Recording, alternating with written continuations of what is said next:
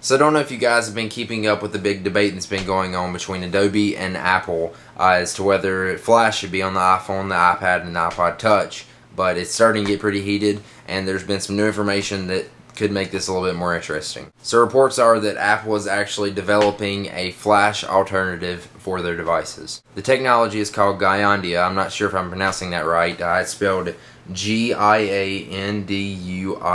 You let me know if that's pronounced right or not. But reports are that Apple announced this technology at their World of Web Objects Developer Conference last year. Gyandia is described as being a client-side, standard-based framework for rich internet apps. So basically, sounds like Flash to me. So I don't know if you guys have been to an Apple store recently, but at least all the ones I've been to, all the people, the Apple geniuses have been walking around with an iPhone in their hand or an iPad in their hand using some kind of program to do the purchases through. And apparently they're using that service, Gyandia, that I mentioned in those programs. So it says on the article that I'm reading, Apple has apparently been using Gyandia in several of its retail support applications, including services such as One-to-One program, the iPhone reservation system, and the Concierge program for Genius Bar and personal shopping reservations, as I said. And the use of this technology makes sense to Apple because their stance is on Flash. And Apple has made it very clear that they are just going to support HTML5, JavaScript, and CSS. So Apple hasn't actually allowed Flash on any of its mobile devices.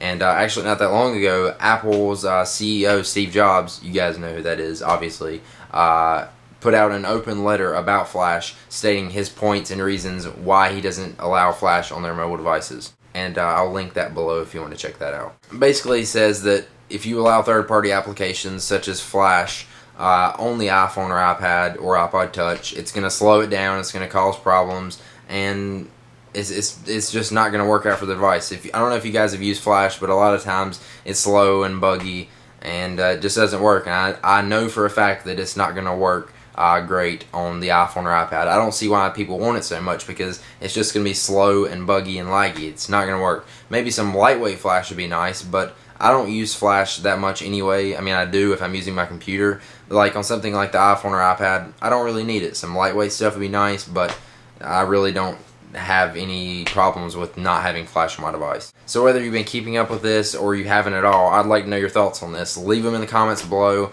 Do you want Flash to come to the iPad? Of course, most people do. Probably 99% of them do. But think about it. It's not going to be that fast. It'll be slow and laggy.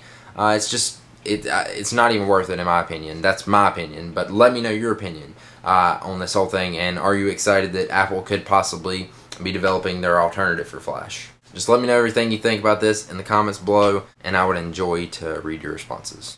So that's about it. Thanks for watching. I guess I'll see you guys in the next video. Don't forget to subscribe for more videos like this. And that's about it. Peace. And by the way, I thought I'd add this to the end of the video. I don't know if you guys have seen, but I have now made t-shirts. They're not for sale yet, but here in the next 2 weeks, I'm going to say, they're going to be up on my website. I'll probably post a video coming soon about this. So tell me what you guys think about this. Do you like this design, logo, or anything? I'm probably going to get a lot of comments being like, why would we wear your face on a t-shirt? Or you're a sellout trying to make money. But no, I'm not trying to make a bunch of money off of these. And I can understand if you wouldn't want to wear. I mean, I can't understand why you wouldn't want to wear my face on a t-shirt, but I can understand, I guess. But for real, if you guys are interested in this, just stay tuned next 2 weeks or so, and I should have a video up about these. They're probably going to sell for like between $10 to $15, and yeah. Alright, now I'm going.